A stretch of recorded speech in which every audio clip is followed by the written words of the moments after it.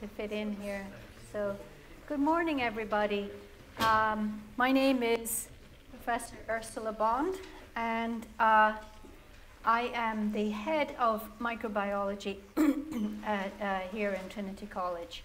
And I would like to talk to you this morning about microbiology and why I think it's interesting and important to study.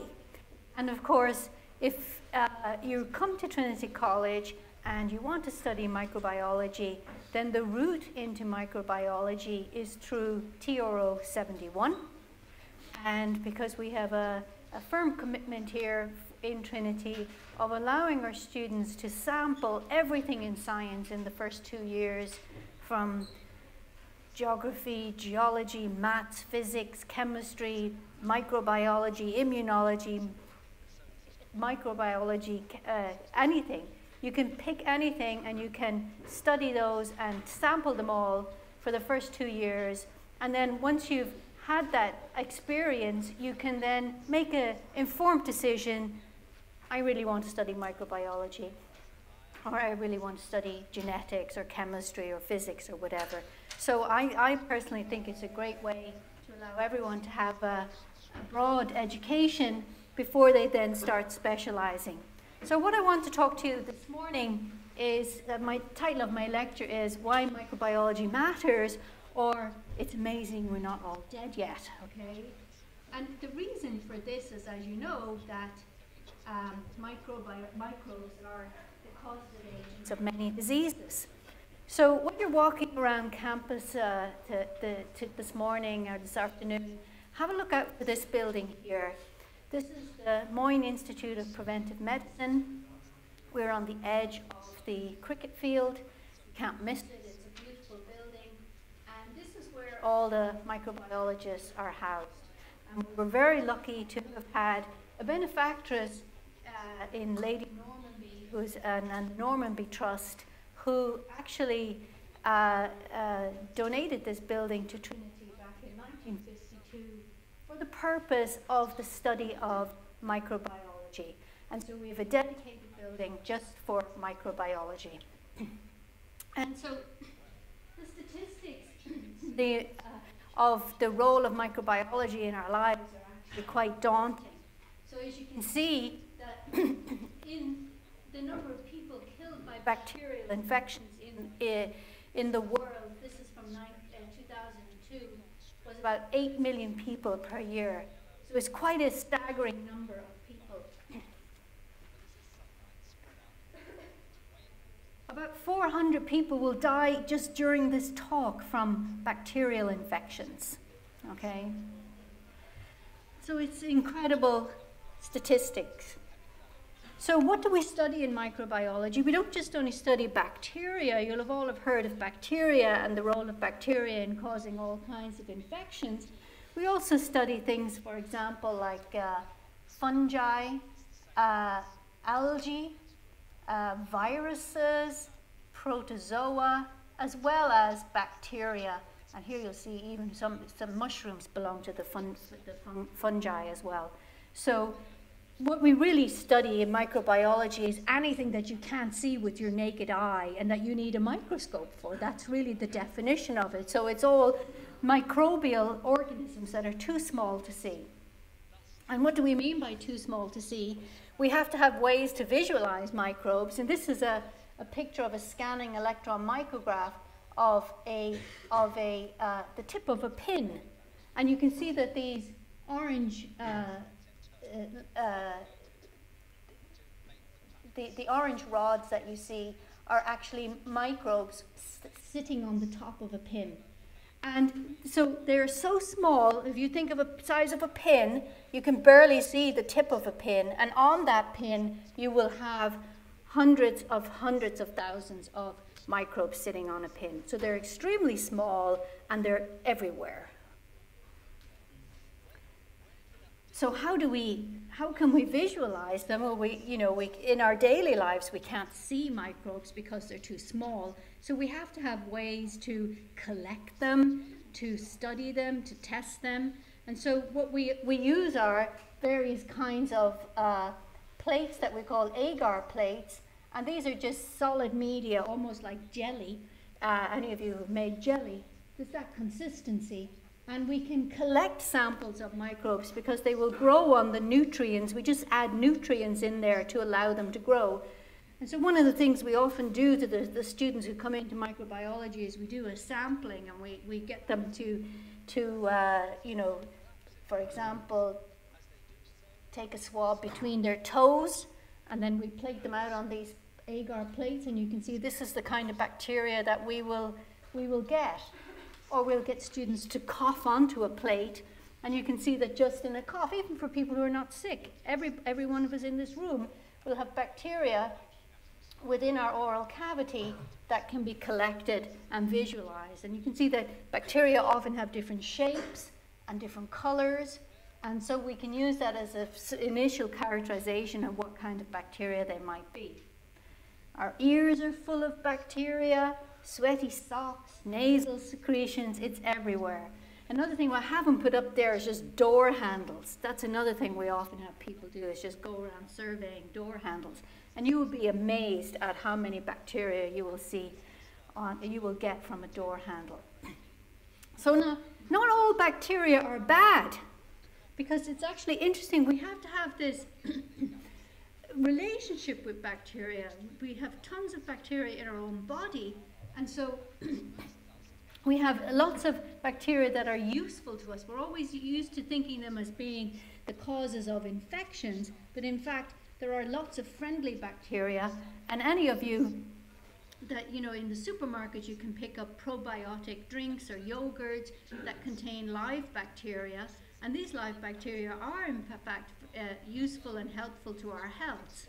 So friendly bacteria are passed on from mother to offspring during birth. They can protect us against diseases. They actually supply some nutrients that we ourselves need. For example, E. coli, which is a bacteria that's found in our guts, produces vitamin B7 and vitamin K that we actually need in our diet. Bacteria in our intestinal system are useful for helping us break down indigestible carbohydrates. So we have a symbiotic relationship with bacteria that exist in our bodies. And so we can buy probiotic bacteria, and we now know there's quite a lot of research going in to finding out how these probiotic bacteria can in fact be of health benefit to us. And that's one of the roles that microbiologists are doing right now, is to looking into working out to understand how bacteria can have health benefits. So how many bacteria do you think exist in our bodies, and what parts of our bodies do we have bacteria in? Well, first of all, on our skin, we've got lots of bacteria just on our skin. Even if we shower or bathe every day, there's going to be bacteria on our skin. We have lots of bacteria in our nasal cavity, oral cavity, in our intestines. Right through our bodies, bacteria exist and live in harmony to some extent. We will have many students, we come in, we often take nasal swabs, and we will test to see what kind of bacteria they have in their nasal cavities. And often we will pick up quite dangerous pathogenic bacteria, and yet the individual is perfectly healthy, because one of the things is that we can often be carriers of rather dangerous bacteria and really have no ill benefit to our health at all, okay? So how many bacteria do we actually have inside of us? It's actually about 1 trillion bacteria. If we were to count all the bacteria in our bodies, it would add up to about 1 trillion. Now, over the last 4 or 5 years, we've all become experts in large numbers, okay, billion-euro deficits and all of this kind of thing. Well, what's 1 trillion? 1 trillion is 1 with 12 zeros after it. So forget the budget deficit. This is like 1,000 times bigger than the billions that we're talking in. So that's about 1,000 million. Or if we were to weigh them, because sometimes when we get to numbers like that, 1 trillion, it really doesn't mean anything to us. It's more, if we want to actually visualize or to understand that number, what about a weight? If we were to take all of the bacteria and in our bodies and weigh them, they would weigh about 1 kilogram, or about the size of a tin of beans, okay? So it's actually a substantial number of bacteria considering the size of the little organisms themselves. So there's good bacteria, but we also know that there's bad bacteria, bacteria that cause infections. And one of the earliest studies in microbiology was obviously the development of the microscope and the ability to visualize bacteria. And the earliest experiments that were done were just to see what kinds of shapes are bacteria. So we find that there are 4 basic shapes.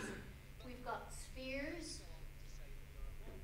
So for example, Streptococcus pneumonia, sometimes the disease that it causes is in its name. So Streptococcus pneumonia causes pneumonia, as you can imagine. And it forms these chains of bacteria. So if you take a sample, a sputum sample, and you put it on a glass slide and look down a microscope, then you might see, if you see these chains of bacteria, you might suspect that it's Streptococcus pneumonia.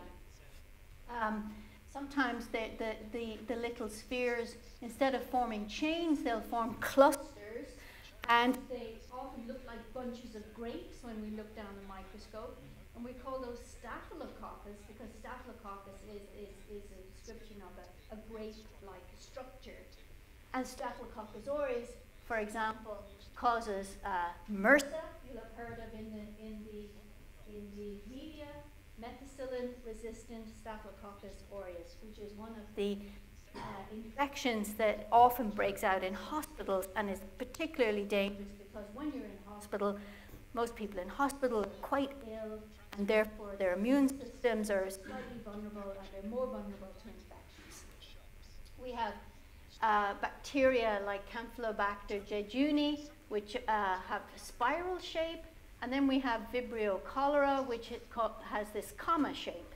So again, the name of the bacteria is often associated with the disease. So Vibrio cholera is associated with cholera.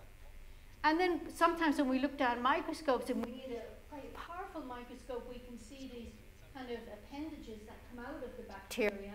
And they're what we call flagella, and flagella actually help the bacteria move around, okay? Because these are very, very simple little creatures. They don't really have much inside of them except enough material in order to divide. All they do is grow and divide, grow and divide. Sometimes they have to move. And so they develop these appendages to allow them to move. So it is amazing we're not dead yet, because bacterial infections can be extremely dangerous and extremely fatal. And we have seen that over the years that life expectancy has increased. And one of the reasons why life expectancy has increased is because of the developments in microbiology, which has helped us to avoid bacterial infections and also to treat bacterial infections. So if we look at the life expectancy in the 1800s, this is just some data that was taken from a paper published in 2008. We can see that your life expectancy really depended in the 1837 to 1841, depended to some extent on where you lived.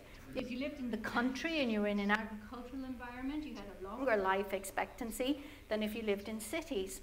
And if you were a member of the gentry, you had a longer life expectancy than if you were a servant. So what was this? Why was there this difference in life expectancy? It was because of the environmental conditions, the unhygienic conditions that people had to live in the cities, for example, compared to the rural environment.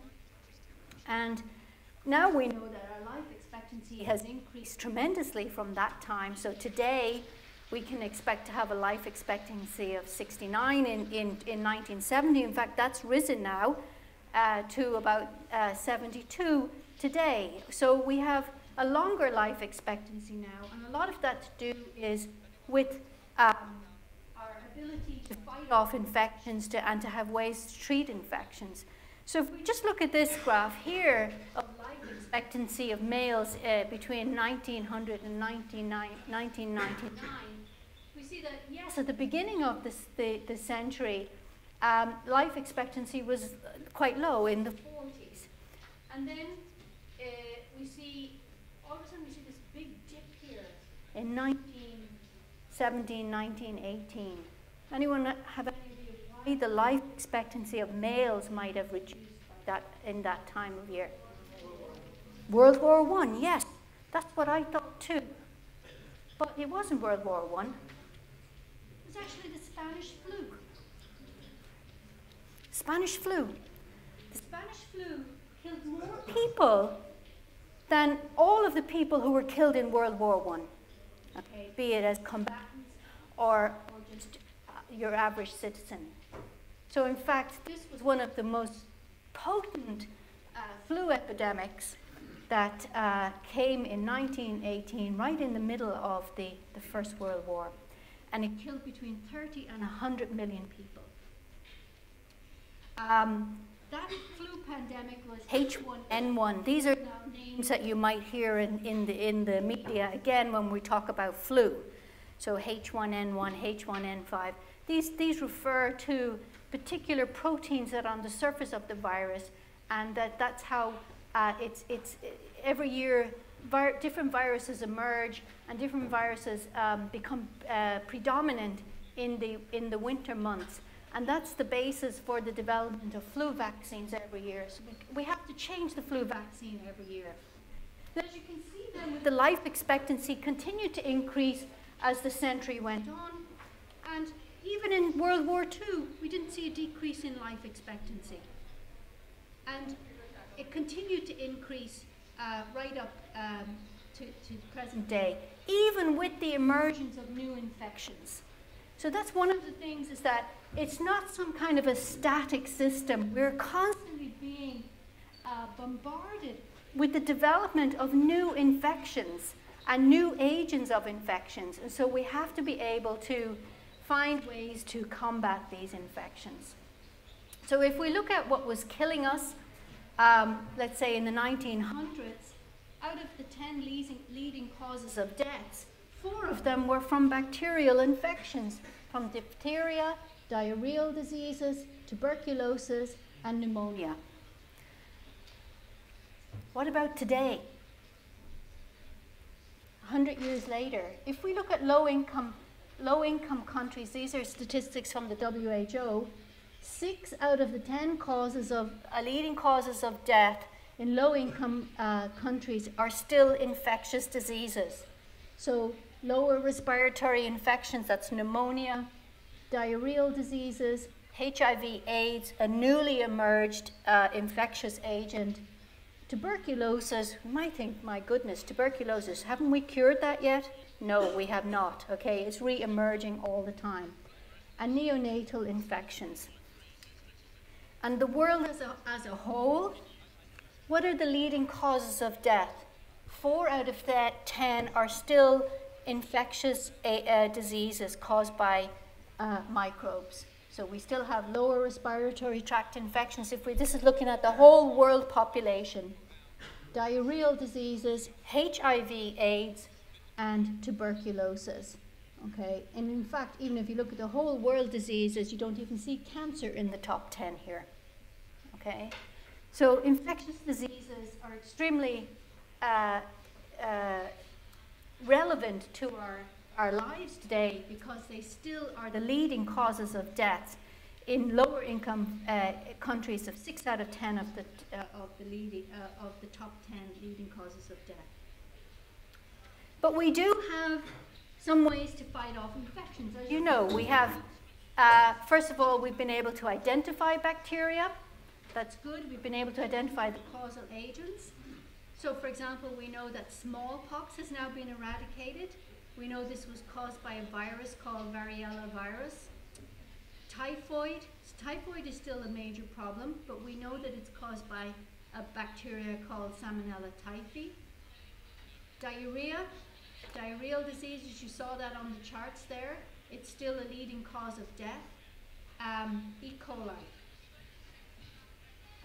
We've discovered the causal agencies and we know how to combat them somewhat. So smallpox we've been able to eradicate by vaccination. So vaccination, the development of vaccines against bacteria was crucial to the fight against infectious agents.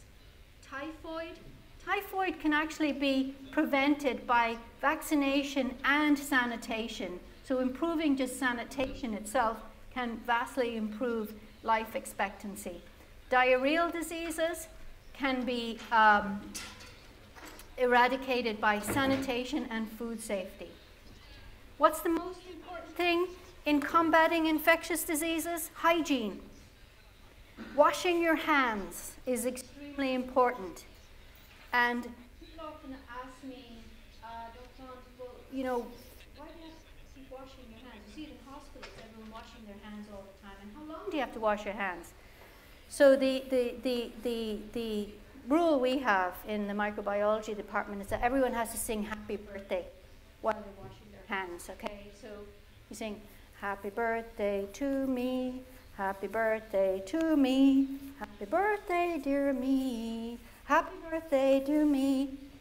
That's as long as you have to wash your hands for, okay? So whenever you're next time washing your hands, sing happy birthday. I'm telling you, put some soap on as well, okay? And then you know at least you'll have spent long enough to have reduced the number of bacteria that are on your hands. So if you wash your hands regularly, you'll have 50% fewer colds. Now, I just want to finish off by talking about a recent outbreak of a bacterial infection that we didn't expect to see at all in Europe. And this was this outbreak of E. coli, an Escherichia coli infection, which caused a very, very severe food poisoning in Europe. And it started out with an outbreak of food poisoning in Germany in the summer of 2012. And it was really kind of, it spread like wildfire. It was amazing how quickly this outbreak happened. And you can see the blue areas are the areas where there were incidences of this food poisoning outbreak. It was caused by a bacteria called E. coli, and E. coli has this ability to adhere to our guts, okay? So once it gets into us, it actually likes to stay there.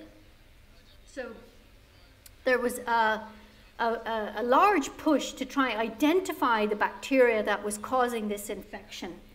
And it turns out that E. coli, they're not all the same. Even though when we look at them down the microscope, they look the same because, you know, they just look like little rods. But actually inside of them, many of them will carry different kinds of components or tools that make them either more pathogenic or more virulent. So for example, it's often the tools that a bacteria is carrying with it that accounts for its virulence. So there were two kinds of bacteria involved in this outbreak.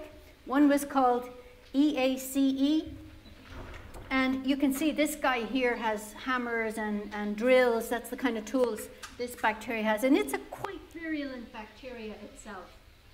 And then there was this other guy here called EHEC, okay?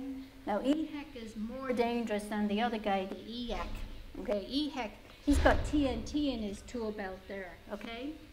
So this guy is more dangerous. So this outbreak, the E. coli German outbreak, what actually happened? It turns out that the E. coli that was responsible was this hybrid where the EHEC had actually, some of the components of the EHEC had been transferred into the EAC strain to give an even much more dangerous and virulent strain, okay? So even though we think of E. coli as just like one kind of bacteria, no, that's not the case, okay? Each of them will carry virulence factors, toxins that will be unique to that particular strain. And this E. coli 0104 was in fact a very, very virulent strain because it had picked up components from EHEC and had incorporated them into the EX strain. So the EX strain itself stands for enteroaggregative E. coli, because you can see these pictures of little rods sitting on the surface of the gut, and they're very adaptive. But it had picked up a virus from the EHEC strain, and the virus carried toxin genes from the EHEC bacteria. So we're used to thinking about us as humans having viruses. Did you know that bacteria also get viruses? So even as small as creature as a bacteria can be infected with a virus. And viruses are often used to transfer genetic information from one place to another, and this is what happened here. So you had an adherent strain, something that could adhere to the gut, and you also had a virulent toxin now in this new strain. And there was a lot of recriminations, a lot of media attention about this, and blame going around as to where this outbreak came from. And there were over 3,200 cases outbreak in Germany. That's an extremely high level of an infectious agent, and 50 deaths. And one of the problems with E. coli infections like this is that you can get serious kidney damage as well, even if you survive. And where did the E. coli come from? First of all, they blamed the Spanish cucumbers. It wasn't that. Then they blamed the German lettuce. It wasn't that either. And it turns out it was bean sprouts. Okay, and bean sprouts, there was some seeds had arrived from Egypt, and these were organic bean sprouts. So whatever method they were being used, the methods being used to grow the bean sprouts was not in a very hygienic situation, and this E. coli had contaminated these bean sprouts. So another very curious outcome of the epidemiology of this disease was that it seemed like more females were infected than males. Now, we're not sure why that is, but it's possibly something to do with women eating more healthy food. I don't know, but it's something that people can have a look at. So bacteria can have a huge impact on humans, but it can be treated. We do have antibiotics, which really have revolutionized our lives. One of the things we have to be extremely careful about is the fact that you can get resistance to antibiotics. And this is something that in the microbiology department we work on. We try to understand how bacteria become resistant to antibiotics. And you need to develop new antibiotics every time you get these resistance. I mentioned to you MRSA in the hospitals. It's an antibiotic resistant strain. The E. coli 0104 is resistant to most kinds of antibiotics. Okay, so bacteria evolve to get around the problem of antibiotics. So it's a constant fight. Who's going to win, the antibiotics or the bacteria? So we need new antibiotics, and we need new microbiologists to meet this challenge. I hope some of you will have been interested in what I have to say, and that you will come down now to our stand, which is, if you go out of the lecture theatre to the right, go down the stairs and go along the stalls there to our microbiology. We have lots of very interesting bacteria on plates for you to have a look at, and we'll be down there to talk with you. Thank you very much.